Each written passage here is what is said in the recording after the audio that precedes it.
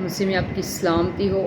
تو میرے پاس ایک کویسچن آیا ہے اور انہوں نے کہا ہے کہ کلام کی ہر ورس پہ آمین نہیں کہہ سکتے۔ تو میں تو اس بات پہ ایگری نہیں کرتی۔ میں آپ کے ساتھ خدا کے کلام میں سے ایک ورس شیئر کروں گی، پھر میں آپ کو سمجھاؤں گی۔ جب خدا کا کلام ریڈ کیا جاتا ہے، جب اسے پڑھا جاتا ہے، تو لاسٹ میں جب بھی چرچ میں کوئی پاسٹر صاحبان، چاہے وہ خدا کا کلام سخت ہو یا وہ نرم ہو، محبت سے بھرا ہوا ہو، تو بھی لاسٹ پہ کہتے ہیں کہ خدا ان کا کلام پڑھے جانے اور سنے جانے پر خدا ان کی برکت آپ سب پر ہو، خدا ان کا شکر ہو، آمین۔ تو اگر خدا نے سخت کلام کیا ہے تو اس کا مطلب یہ نہیں کہ اسے ہم نے قبول نہیں کرنا، اس کلام کو بھی قبول کرنا ہے، کیونکہ خدا کا کلام کہتا ہے کہ مبارک ہے وہ جو اس کلام کی تشریح کرتے ہیں۔ خدا کے کلام کی تشریح کرنے والوں کو بھی مبارک کہا گیا ہے۔ تو دوسرا کرنتھیوں 13 باب اور اس کی 11 آیت میں پڑھوں گی۔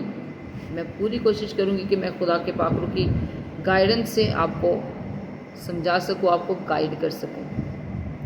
یہاں پہ لکھا ہے، غرض اے بھائیو خوش رہو، کامل بنو، خاطر جمع رکھو، یک دل رہو، میل ملاپ رکھو، تو خدا محبت اور میل ملاپ کا چشمہ تمہارے ساتھ ہوگا۔ ہاللیلویہ۔ تو پہلے کیا کنڈیشن رکھی گئی ہے ہمیں یہاں پہ؟ خدا کا بندہ پالوس رسول وہ نصیحت کر رہا ہے کہ خوش رہو، کامل بنو، خاطر جمع رکھو، یک دل رہو، میل ملاپ رکھو، تو خدا محبت اور میل ملاپ کا چشمہ تمہارے ساتھ ہوگا۔ تو بہت سارے ایسے لوگ ہوتے ہیں جو اپنے بہن بھائیوں سے ناراض ہوتے ہیں، عزیز و اقارب سے ناراض ہوتے ہیں، میل ملاپ نہیں رکھتے، محبت نہیں رکھتے دوسروں کے ساتھ، اور دوسروں کے ساتھ متفق بھی نہیں ہوتے، مطلب یک دل بھی نہیں ہوتے۔ لیکن جب ان کو اپنی یہ چیزیں نظر آ رہی ہوتی ہیں، وہ اپنے آپ کو چینج کرنے کی کوشش کر رہے ہوتے ہیں، تو پھر وہ خدا کے کلام کو اپنے اوپر اس طرح سے اپلائی کریں گے کہ خداون میں میل ملاپ رکھنے والا نہیں ہوں، میرے اندر اس چیز کی کمی ہے، تو مجھے میل ملاپ کرنے والا بنا دے۔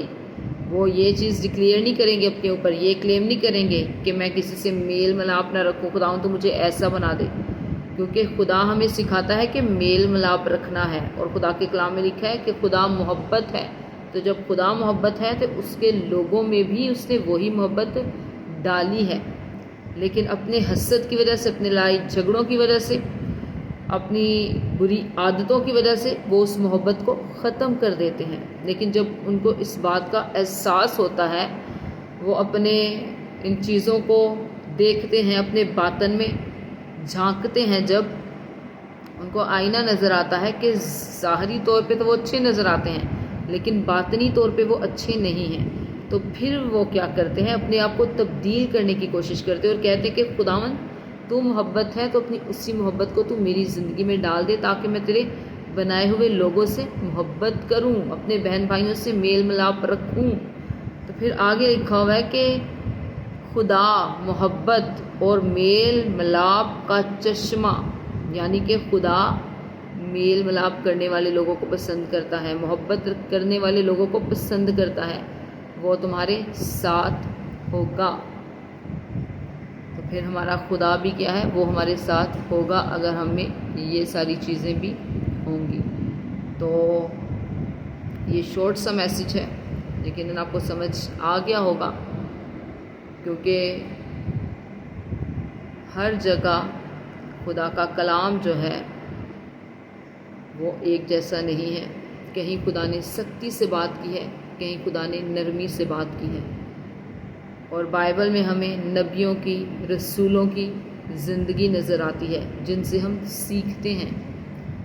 ہم نے دانیل کا ایمان نظر آتا ہے کہ کس طرح سے اس نے دعا کی، کس طرح سے وہ خداوند کے ساتھ چلتا تھا، اور خداوند نے اسے شیروں کی مان سے بچایا۔ دانیل 3 دن میں 3 دفعہ خداوند کی حضوری میں جھکتا تھا۔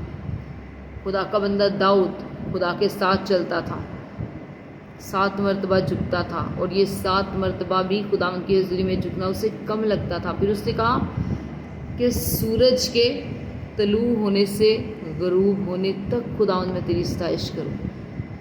مطلب اسے دن رات صبح و شام خدا کا ہی دھیان رہتا تھا۔ 7 بار خدا کی حضوری میں جانے کے باوجود بھی اس کو یہ ٹائم کم لگتا تھا۔ پھر اگر ہم